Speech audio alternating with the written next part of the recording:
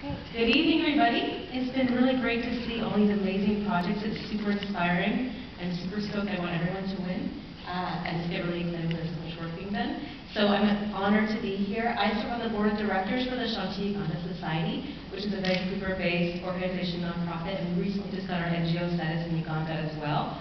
So I'm going to share a bit of a background about why we do our projects, what our projects are, and then why we're really here tonight. So, here we go. So our vision is we imagine a world where birthing mothers and women living with HIV and AIDS are supported, empowered, and able to develop their full potential. And our mission is that we improve and infant and maternal health, provide safe women-centered care, and support the well-being of birthing mothers and women living with HIV/AIDS in Uganda. So, kind of why, if you're not aware, in the Luwero district in Uganda was a site of a fierce civil war during the 80s and 90s, which left thousands of people dead and hundreds of people infected with HIV/AIDS, which unfortunately a lot of this was translated through rape, theft, and violence and murder were also really rampant. So that is over, but there's still a lot of trauma that's resulted from that war, which has left gang-related violence that is throughout the whole country. And rape and HIV transmission is very common. So millions of children are also orphaned, and thousands of women actually annually die in childbirth because there's just very little for health or accessible cleanliness, and even things like rubber gloves that we really take for granted here. So, birth in Uganda. 18% of new HIV infections occur during birth from mother to child, so that's a huge chunk of new HIV that we could really stop where it starts. So that's why we really focus on maternal health care and really focus on education, as well as really empowering women to heal from inside. If you're not aware, by the way, Shanti means peace. So we really focus on peace from within with all of our projects. And yeah, you can see this chart here. The United Nations suggests that for every 10,000 workers, or every 10,000 people rather, there are at least 23 healthcare workers for maternal health. Uganda is down around 8. Canada has about 113, and the US is about 130. So you can kind of see there's a big lack there. And we really want to help fill that, especially with education, so I'll talk a little bit more about that. So these are kind of what we're faced with in Uganda and our solutions. We have 3 main projects. The biggest one that we're most excited about is our Community Birth House and Learning Center, which we built on 1 acre of land. That's that there with our little bamboo walkway. So yeah, we opened it just recently, September 2010, with the help from Off the Mat Into the World, a large organization from the US. And we built it quite sustainably with lots of local builders as well as local building materials, including solar-powered roof, a rainwater harvesting system, and safe drinking water initiative. So it's a really beautiful space. We'd love to have you come and volunteer sometimes. And then we also really focus on midwifery education. So we have 6 midwives hired right now at our site, and we want to focus on really encouraging more education around Uganda for other midwives. So these are our goals, similar to our mission statement, to make education accessible to midwives. And our second project is our Women's Income Generating Group. This is ADA with our meeting partners, which they all get all the tools they need. They get calculators, they get goal-setting workshops, they get a bicycle to go to and from work, they get nutritional supplements because all these women are infected by HIV/AIDS and are in extreme poverty. Many of them are widows and many of them are grandmothers raising grandchildren. We also have a textiles group. They're beautiful there. And then our third project is our Teen Girls program. So women, we really want to empower young girls here. We also give them reusable pads so that they can go to school, where otherwise they would be at home and they wouldn't have any access to education.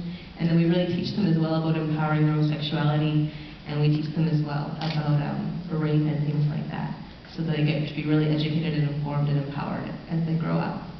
So why we're here today is because we need a fence. So we built this beautiful project. We have 1 acre of land, and fences are very common in Uganda because this violence is still very common. So we know that fences are the most sexy campaign, but women, I think we can agree, are definitely sexy, especially empowered and healthy women. So your vote will bring these women safety, inclusion, empowerment, and ownership.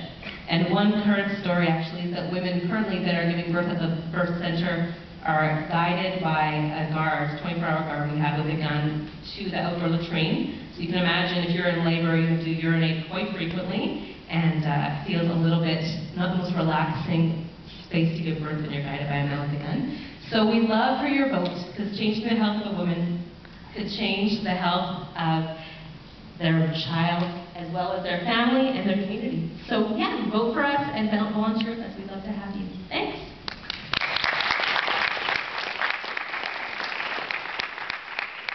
Are there any questions for Sarah? Sure. Are you guys planning on building more health birthing centers? No, we just really want to focus on this birth center we just built, and then really focus on making it an education center, so other midwives from around Uganda in the district can come and get educated on these techniques, and then go and bring them to their own communities as well. Can you tell me about the fence that you're trying to fit? Yes, it's about $6,000. It's going to be, I believe, it's got pillars, and then it's going to be barbed wire on the top as well with a gate. So it's really beautiful. It's going to be painted to match our house and all those sorts of things. Yeah, it's a very traditional. Many homes, as well as any kind of center like this, we have a fence in Uganda. It's for volunteers, for the teen girls, for the beading women. Yeah, it's for everybody.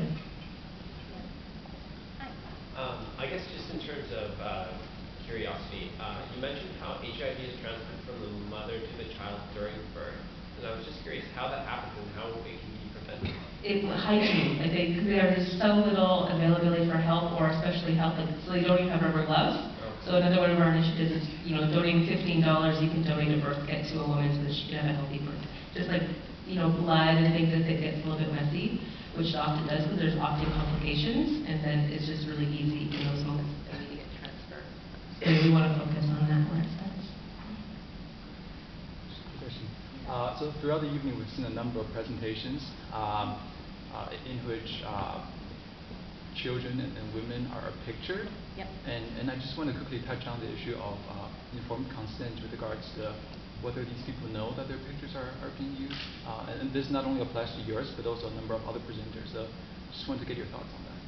Yeah, our women, we have an on-site project coordinator, and she engages with the women, and all the beading group and the textile group, they have their own leader that has been voted in by the group, and then they are very aware of a lot of the stuff that's going on in Canada. They're always informed, and we always educate them, and they're really excited. They always want to hear about what we're doing over here, and they are very informed about how we sell the products here for fundraising and things like that. So yeah, they're very involved, and they're very excited.